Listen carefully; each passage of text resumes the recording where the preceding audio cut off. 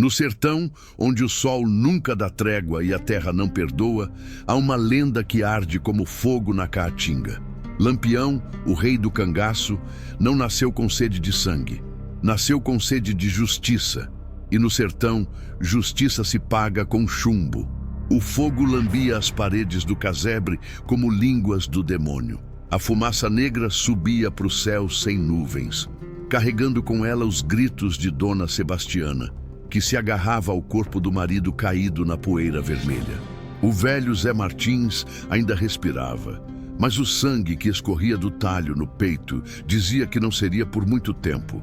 "Você não devia ter resistido, velho teimoso", gritou um dos jagunços, limpando o facão na própria camisa suja. O cabra cuspia no chão e ria, mostrando os dentes podres. O coroné Joaquim Preto mandou aviso faz 3 luas. Essa terra agora é dele. Quem não sai por bem, sai por mal. Dona Sebastiana abraçava o marido com força, as lágrimas cortando sulcos na poeira do rosto enrugado. "Nós não temos para onde ir, moço. Essa terra foi do pai dele, do avô dele. Meus filhos nasceram aqui. Onde é que nós vamos morar? Como é que vamos viver? Pois agora vão morrer aqui mesmo", rosnou outro jagunço, um cabra grande que nem boi zebu, com cicatrizes cruzando o rosto queimado de sol. "O coroné não quer saber de choro nem de reza, que a terra limpa até o fim da semana. Quem ficar vai virar adubo para as plantações dele." O capanga pegou uma tocha e tacou fogo no que restava do galinheiro. As galinhas presas faziam uma zoada dos infernos, batendo as asas contra o arame. O milharal, que tinha levado 6 meses para crescer, regado com suor e lágrima, virou cinza em minutos. A rede onde os netos de Zé Martins dormiam, quando vinham prosear, tecida pela própria Dona Sebastiana com linha de algodão fiado na roca, já era só trapo queimado.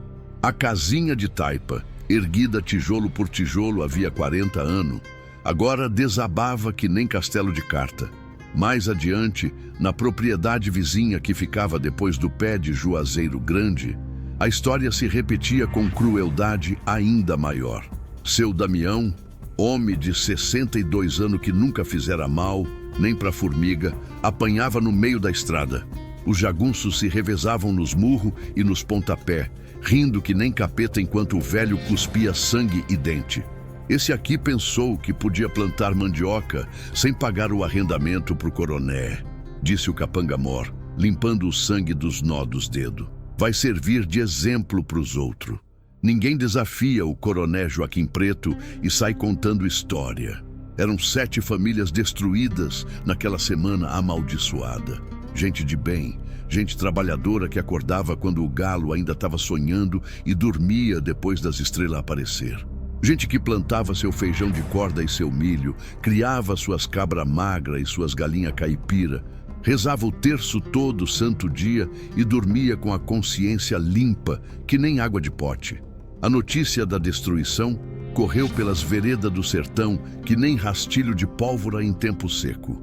De boca em boca, de rancho em rancho, de feira em feira.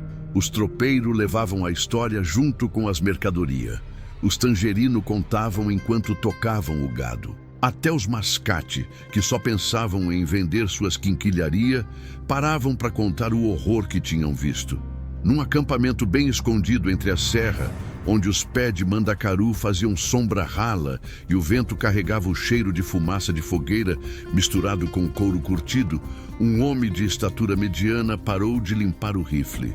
Seus olhos claros, desses que pareciam enxergar além do horizonte, ficaram fixos no mensageiro suado que acabara de chegar montado num cavalo tão cansado que mal se aguentava nas pernas.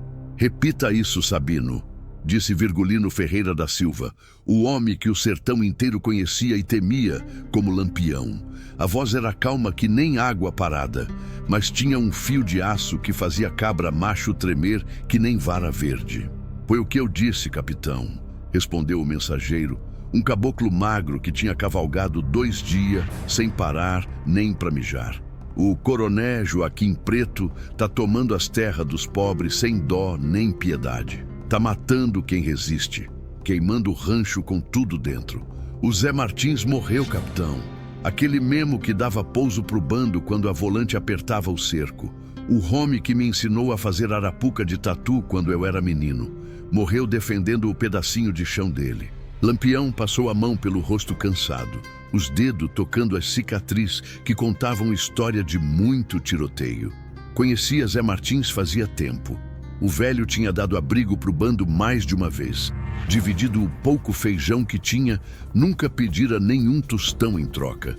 Era daqueles homem raro que ainda acreditava que o sertão podia ser lugar de gente decente. E tem mais, capitão, continuou Sabino, a voz embargada. Disseram que o coroné tá com umas crianças presas na casa grande. Fio de gente que trabalha para ele. Tá usando os meninos como garantia que os pais não fogem. O silêncio que caiu foi pesado, que nem chumbo derretido. Até o vento parou de soprar, como se o próprio sertão tivesse prendido a respiração. Mas o que Lampião ainda não sabia é que os crimes do coroné Joaquim Preto iam muito além de roubar terra. No porão da fazenda, uma moça corajosa esperava salvação e documentos revelavam um horror pior que o inferno. Lampião ficou quieto por um tempão, remoendo a notícia que nem boi remoendo capim. Os outros cangaceiros ao redor da fogueira conheciam aquele jeito dele ficar. Era sinal que a tempestade estava se formando. Zé Martins era homem direito, disse finalmente Lampião. A voz baixa, mas carregada de uma raiva que fazia o ar ficar pesado. Nunca negou um prato de comida para quem estava com a barriga roncando. Nunca negou água para quem estava com o gogó seco. Era desses home que ainda fazia o sertão valer a pena. Antônio Bem-te-vi, um cabra alto com a cara toda riscada de cicatriz, cuspiu no fogo fazendo a brasa chiar. Esse coroné Joaquim Preto tá pedindo para conhecer o cão coxo, capitão. Mexer com o nosso povo é uma coisa. Matar gente que ajudava nós é demais. Agora é questão de honra. Sempre foi questão de honra, corrigiu Lampião, levantando devagar que nem onça se preparando para dar o bote. Cada vez que um coroné rouba a terra de pobre, é com nós que ele tá mexendo. Cada vez que um rico cospe na cara de um trabalhador, é na nossa cara que ele está cuspindo. Zé Sereno, o braço direito de Lampião, havia 8 anos, se achegou perto do fogo. Era um mulato retado, com as mãos grossas de tanto pegar em arma e os olhos que já tinham visto coisa demais nesse mundo velho de guerra. Quantos cabra o coroné tem, Sabino? Dizem que mais de 20 jagunço, tudo armado com rifle novo que veio da capital. E tem a proteção da polícia. O delegado da cidade é compadre dele de batismo. O juiz deve favor desde a época que o coroné pagou as dívidas dele no jogo. É fortaleza bem guardada, então, observou Mariano, o mais novo do bando com seus 19 anos mal completo. Fortaleza de palha seca, cuspiu Lampião com desprezo. Pode ter 100 cabra que não me importo. Homem que luta por dinheiro não tem a mesma força de homem que luta por justiça. Eles peleja até o pagamento acabar. Nós peleja até o derradeiro suspiro. Lampião bateu palma 2 vezes, chamando a atenção de todos. Preparem tudo. Vamos sair antes do galo cantar. Cada hora que nós demora, é mais uma família no chão. Carreguem os rifles, encham as cartucheiras, afiem os punhal. E encham os cantil até a boca, que a viagem vai ser dura. O acampamento virou um formigueiro. 15 cangaceiros se preparando para a guerra com o jeito de quem já fez aquilo 1000 vezes. Os rifles Winchester sendo limado e azeitado com banha de carneiro. As cartucheiras sendo enchidas de bala. Os punhal sendo afiado na pedra de amolar até ficar que nem navalha. Os cantil sendo enchido no riacho, junto com os bornais sendo abastecido de carne de sol e farinha de mandioca. Durante a madrugada fria que cortava os ossos, partiram montado em seus cavalos magro, mas resistente. O barulho dos cascos nas pedras ecoava que nem tambor de guerra. Cada homem levava seu arsenal. Rifle nas costas, revólver na cintura, punhal na bota, cartucheira cruzada no peito que nem Padre Nosso de chumbo. No caminho, toparam com uma família fugindo. O pai com o braço quebrado amarrado num pano. A mãe com o rosto inchado de tanto apanhar. 3 meninos pequenos, descalço, com os pés cortados das pedras e os olhos grandes de medo e fome. "Para onde vocês vão, minha gente?" perguntou Lampião, parando o cavalo. "Para onde Deus quiser, moço", respondeu o homem, sem reconhecer o famoso cangaceiro por causa da poeira e do cansaço. "O coronel Joaquim Preto tomou nossa terrinha. Disse que se nós não sumisse, ia matar todo mundo, que nem fez com o compadre Damião." Lampião enfiou a mão no bornal e tirou um punhado de nota de dinheiro amarrotada. "Pega isso aqui, compra comida pros meninos. E pode espalhar por aí que Lampião tá indo acertar as contas com Joaquim Preto. Diz pro povo ter esperança que a justiça tá chegando, mesmo que seja justiça de chumbo quente." O homem arregalou os olhos quando entendeu com quem estava falando. "O senhor é o Lampião? O verdadeiro? O rei do cangaço? Sou eu mesmo, meu velho. E vim acabar com o reinado de terror desse filho de uma égua." A família toda se ajoelhou na estrada, chorando e agradecendo que nem se Lampião fosse santo milagreiro. "Não carece de se ajoelhar, não", disse Lampião. "Pobre tem que ficar de pé, sempre de cabeça erguida. É assim que sertanejo tem que viver, com a testa alta e o peito estufado." Continuaram a marcha forçada. Durante o dia inteiro, só pararam para dar água para os cavalos e mastigar um punhado de farinha seca. O sol castigava que nem chicote de fogo, mas a urgência empurrava eles para frente. Quando chegaram perto do povoado, Lampião mandou parar numa elevação, onde podiam espiar sem ser visto. O que viram fez o sangue ferver. Casa queimada ainda soltando fumaça, roça destruída, bicho morto apodrecendo no sol. Era cenário de guerra. A fazenda do coronel aparecia ao longe, grande e arrogante que nem o dono. Mas Lampião já estava traçando o plano. O coronel ia pagar e ia pagar caro. A fazenda do coronel Joaquim Preto se erguia na colina que nem um castelo de barão. Casa grande de 2 andares, pintada de branco para mostrar riqueza, com varanda ao redor e janela de vidro que brilhava no sol. Muro alto de pedra, portão de ferro forjado, guarita nos cantos. Parecia mais fortaleza que casa de morar. Lampião ficou espiando com a luneta, estudando cada detalhe que nem general, estudando o campo de batalha. "Tão fazendo festa", murmurou, vendo o movimento no terreiro da fazenda. "Tem sanfona tocando, tem gente bebendo. O desgraçado tá comemorando o roubo das terras. Vamos acabar com a festa dele", rosnou Zé Sereno, cuspindo de raiva. "Calma, compadre. Primeiro nós precisa de mais informação.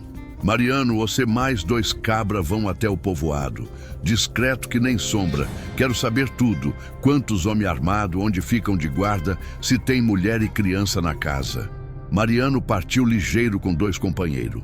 Lampião e os outros se esconderam numa grota que tinha água e sombra de juazeiro.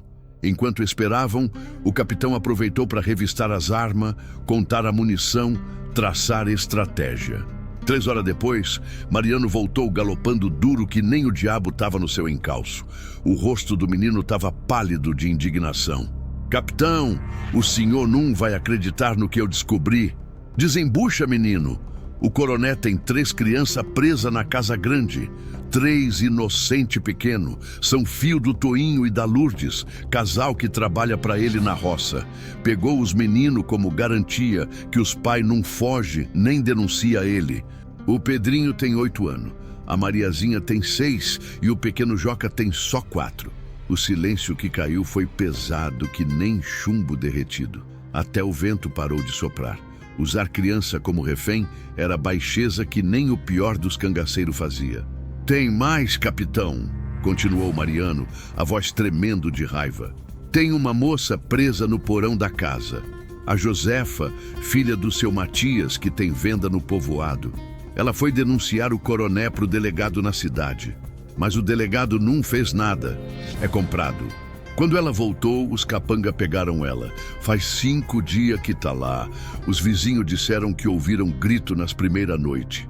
Lampião fechou os punhos com tanta força que as unhas entraram na palma da mão. A raiva que sentia agora era diferente. Era gelada que nem água de poço fundo. Mudança de plano, anunciou.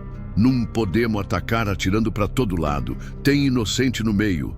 Vamos ter que ser certeiro que nem cirurgião cortando tumor. Explicou a nova estratégia. 3 grupos atacando de lado diferente, cada um com missão específica. Zé Sereno entraria pelos fundos e iria direto para o porão libertar a moça. Antônio Bem-TV cobriria a saída para ninguém fugir. Lampião iria com 3 homens direto para o 2º andar atrás das crianças. Esperaram a noite cair. A lua se escondeu atrás das nuvens, deixando tudo escuro que nem breu. Era a escuridão perfeita para os cangaceiros, que conheciam cada som da noite, cada sombra, cada movimento do vento. Desceram a encosta que nem cobra rastejando. Chegaram no muro sem fazer barulho. Os guardas estavam distraídos, bebendo cachaça e contando vantagem. Lampião foi o primeiro a pular o muro, caindo do outro lado que nem gato. Fez sinal para os outros. Um por um pularam, se espalharam pelo terreiro, usando a sombra para se esconder. Lampião e seus 3 homens chegaram na parede da casa. Uma trepadeira velha de maracujá subia até o 2º andar. Lampião subiu primeiro, ágil que nem macaco.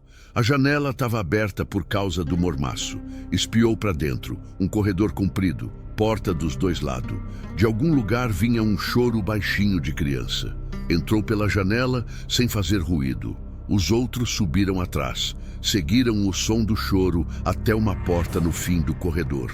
Tinha cadeado grosso por fora. Lampião forçou o cadeado com o punhal até quebrar. Dentro do quarto escuro, as 3 crianças estavam abraçadas num canto tremendo de medo. O menino maior na frente, protegendo os irmãos menor. Calma, pequeno, disse Lampião baixinho, tirando o chapéu para parecer menos assustador. Nós viemos buscar os 6. Seus pais mandaram. Vamos levar os 6 para casa. Moço é do bem? Perguntou Pedrinho com vozinha de medo. Não vai machucar nós? Sou do bem, sim. Sou Lampião. Vim acabar com o homem mau que prendeu os 6. Nesse momento, explodiu gritaria lá embaixo. Cangaceiro, tem cangaceiro na casa. Pega as armas. O tiroteio começou. Tiro para todo lado, grito, correria. Lampião entregou as crianças para os seus homens. Leva eles para fora. Agora, eu vou ajudar os outros. Desceu as escadas correndo e encontrou o inferno instalado. Jagunço correndo que nem barata tonta, atirando sem mirar. No meio da confusão, viu Zé Sereno saindo do porão, carregando uma moça desmaiada. Era Josefa, toda machucada, mas viva. Tira ela daqui! Berrou Lampião, derrubando 2 jagunços com tiro certeiro. A batalha foi feroz, mas rápida. Os jagunços, pego de surpresa e bêbado de cachaça, não eram páreo para os cangaceiros. Em 15 minutos de tiroteio, os que não tinham morrido tinham fugido para o mato que nem preá assustado. No meio do terreiro, o coronel Joaquim Preto estava de joelho, ainda de camisola de dormir de seda, tremendo que nem vara verde no vento. Era um homem gordo que nem capado, de bigode encerado e cara de quem nunca trabalhou um dia na vida. Por favor, não me mata. Eu tenho dinheiro, muito dinheiro. Posso pagar o que vocês quiser. Lampião se aproximou devagar, pisando duro para fazer barulho de espora. Parou na frente do coronel e disse: Zé Martins não tinha dinheiro, só tinha a terra e a dignidade. Você tirou as 2. Foi negócio, só negócio. Todo mundo faz. Seu Damião também era negócio? As crianças presas eram negócio? A moça torturada era negócio? Lampião tirou uns papel do gibão. Era um documento que tinha achado no escritório do coronel enquanto procurava as crianças. Mas o que eu descobri aqui mostra que você é pior que ladrão de terra. É traficante de gente. Vendeu moça para os bordel da capital. Vendeu menino para trabalho escravo. Tem tudo escrito aqui com sua letra. O coronel ficou branco que nem papel. Começou a chorar, um choro nojento de quem nunca precisou ter coragem. Eu posso mudar, posso devolver as terras, posso pagar indenização.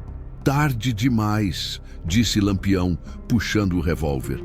Você teve toda a vida para ser gente direita, escolheu ser monstro. Agora vai pagar. Espera, eu sei de outros, posso dar nomes. Lampião hesitou. Informação era valiosa, mas olhou para as crianças sendo levadas para os pais, para a moça Josefa toda machucada, para os corpos dos jagunços mortos e decidiu. O nome eu pego nos seus papel. Você não serve nem para delatar. O tiro ecoou na noite que nem trovão seco. Joaquim Preto caiu de costa com um buraco entre os olhos. Mas entre os jagunços que fugiram, estava o irmão dele, Agenor Preto, jurando vingança. O corpo do coroné Joaquim Preto jazia no terreiro, o sangue fazendo poça escura na terra batida. Os cangaceiros juntaram os poucos jagunços sobreviventes, homem que agora tremiam que nem folha no vento, amarrado e de joelho na poeira. Vocês trabalhavam para um demônio, disse Lampião, andando entre eles devagar. Sabiam dos crimes e não fizeram nada. Alguns até ajudaram, mas eu não sou assassino de homem rendido que nem era o patrão de vocês. Vão embora, sumam desse sertão. Se eu topar com qualquer um de vocês oprimindo o pobre de novo, não vai ter segunda chance. Vai ser bala na testa sem conversa. Os Home fugiram tropeçando no escuro, agradecendo pelo resto de vida que tinham ganhado. As 3 crianças foram devolvidas para os pais, que tinham vindo correndo do povoado quando ouviram o tiroteio. A cena de Toinho e Lourdes abraçando os fios fez até os cangaceiros mais duros enxugar uma lágrima escondida. Era daqueles momentos que justificava toda a vida de luta. Como é que eu agradeço, seu Lampião? Chorava Toinho, segurando os 3 meninos que nem se fossem de vidro. O senhor salvou meus fios, o senhor devolveu minha vida. Não carece agradecer não, compadre. É obrigação de homem de bem proteger os inocentes. Agora vai, cria esses meninos com dignidade. Ensina a eles que pobre tem que andar de cabeça erguida, sem baixar para ninguém. Josefa foi cuidada pelas mulheres do povoado. Estava toda machucada, marca de corda nos pulsos, olho roxo, mas viva e com o espírito forte que nem aço. Eu tentei denunciar, seu Lampião, disse ela com voz fraca. Fui no delegado, no juiz, até no padre. Ninguém quis ouvir. Disseram que pobre não tem vez contra rico, que era melhor eu ficar calada. Hoje você teve vez, respondeu Lampião, e sempre vai ter quando eu puder fazer alguma coisa. A justiça dos Home pode ser cega para os pobres, mas a justiça de Lampião enxerga tudo. Durante a noite, os cangaceiros distribuíram tudo que acharam na fazenda. Saco de feijão, de farinha, de milho, dinheiro do cofre, roupa, cobertor, até os móveis foram dados para quem precisava. As terras roubadas foram devolvidas aos donos original. Era que nem dia de São João, todo mundo ganhando presente. Capitão, olha isso aqui, chamou Antônio Bentivi, vindo do escritório com uma caixa de ferro. Dentro tinha mais documento. Uma lista comprida de nome, outros coroné, delegado comprado, juiz corrupto, até político na capital. Uma rede inteira de bandidagem oficializada. Joaquim Preto era só um tentáculo de um povo muito maior. Nosso trabalho não acabou, disse Lampião, guardando os papéis com cuidado. Pelo jeito, mal começou. Tem muito filho da mãe precisando conhecer a justiça de cangaceiro. No amanhecer, quando o galo cantou e o sol começou a esquentar, um cavaleiro chegou galopando que nem desembestado. Era um dos vigia que Lampião mantinha nas estradas. Capitão, a volante. 2 pelotão vindo de Juazeiro, 40 homem armado. Vão chegar amanhã de tarde. O povo entrou em desespero. Sabiam o que acontecia com quem ajudava cangaceiro. A polícia não tinha piedade. Queimava casa, prendia homem, batia em mulher, não poupava nem criança. Quieto todo mundo, gritou Lampião. A polícia vem atrás de mim, num de vocês. Nós vamos dar um jeito nisso. Reuniu seus homens ligeiros. Tinha que pensar rápido. Vamos fazer eles nos seguir para o norte, para a Serra dos Dois Irmãos. Lá é nosso território. Cada pedra, cada trilha, cada buraco nós conhece. Eles vão se perder, passar sede, comer poeira, até desistir. E se não desistirem, capitão? Perguntou Mariano. Então vão conhecer porque Lampião nunca foi pego em 10 anos de cangaço. O sertão é grande e é nosso amigo. A Caatinga esconde quem ela quer esconder. Antes de partir, Lampião escreveu um recado na porta da igreja com carvão. Joaquim Preto era bandido de carteira assinada que a lei protegia. Fiz a justiça que vocês não fizeram. O povo é inocente e trabalhador. Se machucarem um fio de cabelo deles, eu volto e acabo com todos vocês. Assinado Virgulino Ferreira da Silva. Lampião, o justiceiro do sertão. Partiram fazendo zoada, deixando rastro óbvio para Volante seguir. Queriam que a polícia fosse atrás deles e esquecesse o povoado. Durante 3 dias e 3 noites, brincaram de gato e rato com os soldados. Apareciam num lugar, deixavam pista falsa, sumiam, faziam fogo de noite numa serra e dormiam em outra. Os policial, homem da cidade que não conheciam o sertão, começaram a fraquejar. Cavalo morrendo de sede, soldado passando mal de calor, munição acabando em tiro dado em sombra. No 4º dia, o comandante da Volante mandou proposta de acordo. Se Lampião saísse do estado por 6 meses, ele parava a perseguição. Aceito, respondeu Lampião para o mensageiro, mas volto se o povo precisar. E vou voltar, porque o povo sempre precisa. Diga para o seu comandante que enquanto tiver coroné roubando pobre, vai ter Lampião para cobrar. Os cangaceiros sumiram nas veredas do sertão, indo para as alagoas, onde outros coroné precisavam de visita. Atrás deles, o povoado começava a vida nova, livre do terror de Joaquim Preto. Mas em Juazeiro, numa casa grande, Agenor Preto, irmão do coroné morto, planejava vingança. Era mais esperto que o irmão, mais calculista, mais perigoso. Não atacaria de frente que nem boi bravo. Esperaria que nem cobra na tocaia. E quando Lampião baixasse a guarda, daria o bote mortal. 6 meses depois, a vingança de Agenor chegaria de forma inesperada, atingindo os inocentes que Lampião tinha salvado. 6 meses se passaram. Lampião tinha cumprido a palavra e ficado longe, mas mantinha informante no povoado. As notícias que chegavam eram boas. As roças produzindo, o povo trabalhando com alegria, as crianças crescendo sem medo. Numa manhã de setembro, quando o sol ainda estava manso, Lampião e seu bando voltaram para verificar se estava tudo em paz. Foram recebidos que nem santo em procissão. O povo saiu das casas, batendo palma, chorando de alegria. Seu Lampião voltou, gritavam as mulheres. O protetor do povo está de volta. Festejavam os homens. Pedrinho, Mariazinha e o pequeno Joca correram para abraçar o cangaceiro. Tinham crescido nesses meses, estavam mais forte, mais corado. Seu Lampião! Gritou Pedrinho. A gente rezou todo dia para o senhor voltar. E eu voltei, menino. Promessa de cangaceiro é que nem dívida. Sempre se paga. Josefa tinha virado professora, ensinando as crianças do povoado a ler e escrever. Conhecimento é arma contra a opressão, disse ela. O senhor me ensinou isso quando me salvou. Agora eu ensino para as crianças. Mas a paz durou pouco. Naquela noite mesmo, quando estavam todos reunidos na praça festejando, chegou Agenor Preto com 20 capanga armado até os dentes. Cercaram a praça, apontando o rifle para todo lado. Vim terminar o que meu irmão começou, gritou Agenor. Essas terras são da família Preto e Lampião vai pagar pelo que fez. Antes que alguém pudesse reagir, os capanga pegaram Toinho, Lourdes e as 3 crianças. Solta eles, desgraçado, berrou Lampião. Só solto quando você se entregar, respondeu Agenor. Ou então vai ver essa família morrer na sua frente. Lampião olhou para os seus homens. Eram 15 contra 20. Mas com os reféns no meio, não podia arriscar tiroteio, precisava de estratégia. Me dá 1 hora para pensar, gritou Lampião. Meia hora, respondeu Agenor. Depois começo a matar um por um.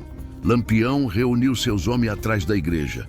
Zé Sereno, pega 5 cabras e dá a volta por trás. Antônio, vai pela direita com outros 5. Quando eu der o sinal, ataquem pelos lados. Eu vou me entregar para distrair eles. Mas, capitão, vão te matar, protestou Mariano. Não vão, não. Vou me entregar, mas vou levar uma surpresa comigo. Lampião tinha granada caseira no bornal, pequena, feita com pólvora e prego. Escondeu 3 no gibão. Saiu da igreja com as mãos para cima. Tô me entregando, Agenor. Solta a família. Agenor riu que nem hiena. Primeiro vem para cá. Devagar. Lampião foi se aproximando. Quando estava a 10 metros, jogou a primeira granada. A explosão criou confusão. Fumaça, grito, gente correndo. Agora! Berrou Lampião. Os cangaceiros atacaram dos 2 lados ao mesmo tempo. O tiroteio foi breve, mas violento. Os capanga de Agenor, pego de surpresa, não tiveram chance. Em 5 minutos estava tudo acabado. Agenor tentou fugir, mas Lampião foi mais rápido. Um tiro no ombro derrubou ele. Outro no joelho garantiu que não ia correr. Não me mata, implorou Agenor. Por favor, eu só queria vingar meu irmão. Teu irmão era um verme, você é outro, mas não vou te matar.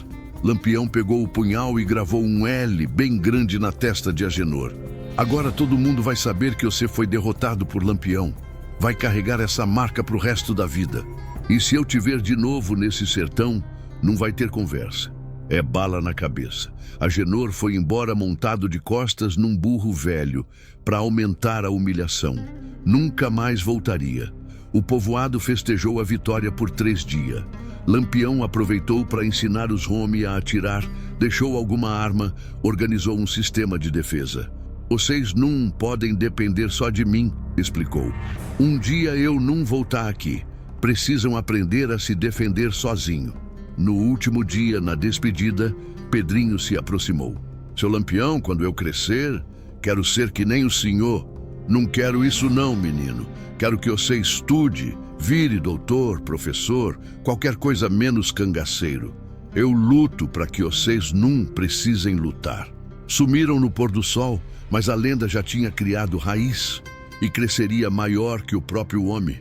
5 anos se passaram desde a derrota de Agenor Preto. O povoado prosperava, mas Lampião nunca parava. A lista encontrada no cofre de Joaquim Preto tinha revelado uma rede de coronéis corruptos por todo o sertão.